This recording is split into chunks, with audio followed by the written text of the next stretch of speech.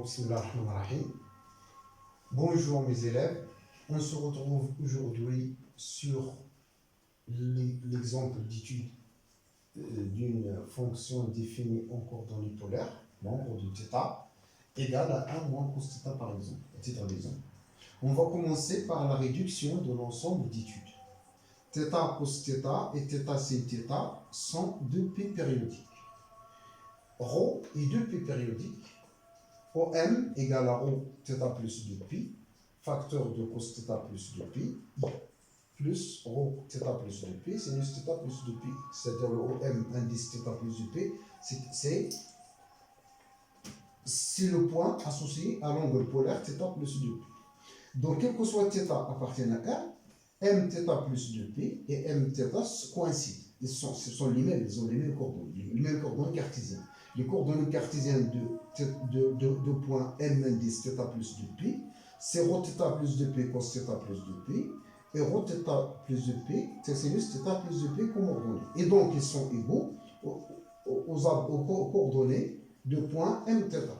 Donc, il suffit donc d'étudier la courbe sur moins π, puisque la courbe il va être coïncide à chaque fois dans un saut de 2π.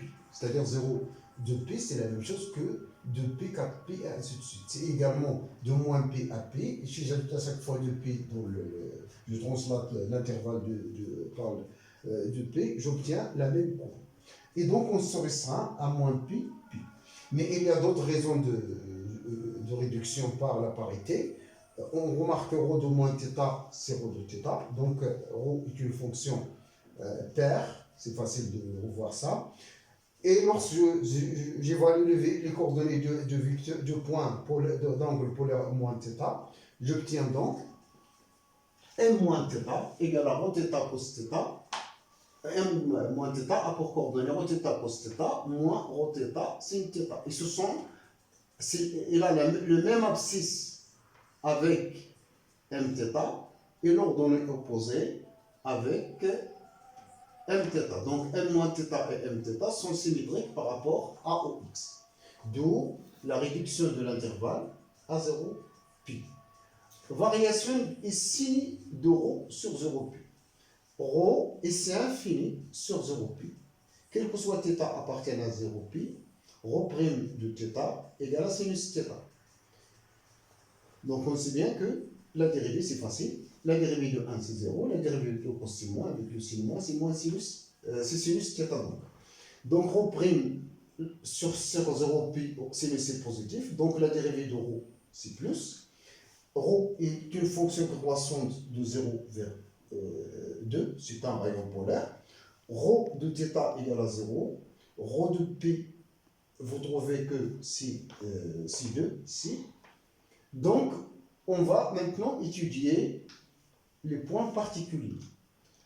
En O00, la courbe, elle passe par l'origine. En ce point, le support de la courbe admet une tangente dirigée par le vecteur U0, le vecteur d'angle polaire. Il fait l'angle 0 avec I, ça veut dire que I. Donc, il est dirigé par le vecteur I. Donc, voilà. En pi demi, en point pi demi 0, gamma admet une tangente dirigée par le vecteur W1 égale à G moins 1. C'est facile de voir ça. Pourquoi d'abord ces coordonnées? C'est que c'est des coordonnées cartésiennes pour faciliter la construction. Donc 0, pi demi. Donc le point, il a pour coordonnées ρ de θ cos θ, ρ de θ sinus θ. À chaque fois, m θ. Si je remplace θ par pi demi, elle va disparaître, donc c'est 0 déjà. Donc c'est un point plutôt qui a une abscisse nulle. Là c'est 1, ρ, donc ρ de pi demi. Et si vous remplacez dans les calculs ρ de pi demi, c'est 1 moins cos θ, ρ de θ, vous trouvez que c'est 1. Donc voilà, donc le 0. Donc il a une tangente dirigée par W1 égale à G moins 1. Pourquoi encore c'est le vecteur directeur? On sait que la tangente est dirigée par le vecteur, la dérivée de OM par rapport à θ. c'est rho' du θ, OM, c'est rho θ u θ, c'est rho' du θ u θ, plus rho de θ v θ.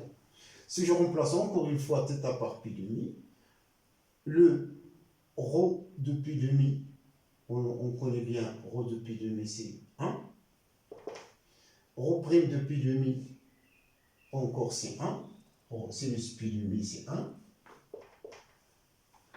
Et u pi demi, c'est quoi u pi demi? C'est le vecteur qui fait l'angle pi demi avec le i dans le sens direct. Donc voilà.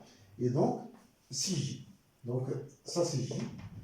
Le vθ, c'est l'angle qui est perpendiculaire à g dans le sens direct. Donc c'est moins i.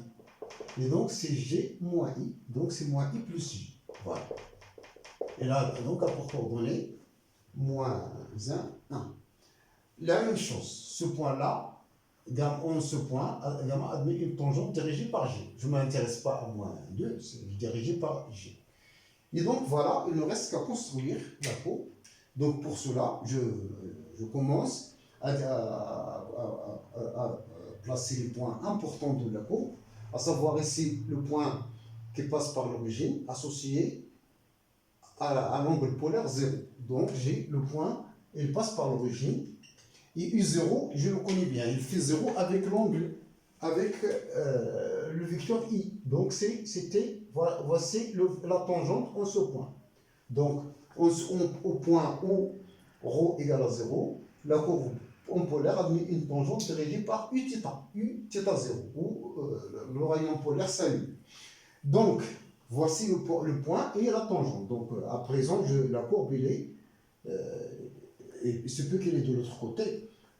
Mais ce qui me guide dans la construction, c'est mieux de mettre un pi demi ici pour savoir en pi demi, la courbe s'annule. Et en pi demi, j'ai le point. Le point d'intersection, c'est celui-là.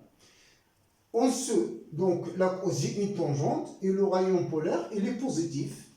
L'angle polaire il est entre 0 et pi demi, ça veut dire que la courbe elle est dans cette zone. Donc, je me place dans le premier demi-plan. Le premier quart du plan plutôt.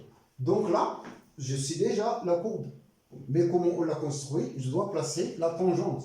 La tangente là, elle est moins i plus j. Donc le coefficient directeur, c'est 1 sur moins 1. Donc j'allais là par 1 et je descends par 1 puisqu'il est négatif. Et donc voilà. Donc ma courbe là, elle a un rayon qui est croissant. Donc elle va commencer d'ici. Elle a un rayon polaire croissant, ça veut dire qu'il s'éloigne de haut. Qui est croissant. Donc voici la courbe dans cette zone. Le θ là, il est entre 0 et pi demi. Je suis à la courbe, donc l'autre intervalle, j'ai l'intervalle pi demi, P. On point P. P, l'angle polaire P, il a un rayon polaire 2. Les coordonnées là, c'est moins 2, 0. Donc voici moins 1 et moins 2. Moins 2 là, j'aurai une tangente dirigée par G. Et donc, je continue ma courbe. Le rayon polaire continue à croître, donc il est toujours croissant, le rayon polaire. Donc voici, et l'angle il est entre pi demi, l'angle polaire il est entre pi demi et pi. Et il me reste maintenant qu'à compléter la courbe par des raisons de parité. Donc la courbe est symétrique par rapport à l'axe des x. Donc j'ai le 1. Et pour déterminer la tangente, ce n'est qu'à prolonger cette tangente déjà construite. Et donc j'obtiens là une tangente, et une tangente qui est déjà horizontale. Donc j'ai une symétrie par rapport à l'axe des abscisses. Et donc je complète maintenant la courbe. Voici le support de la courbe de rondelle. Et donc je vous remercie. À la vidéo prochaine, Inch'Allah. Merci.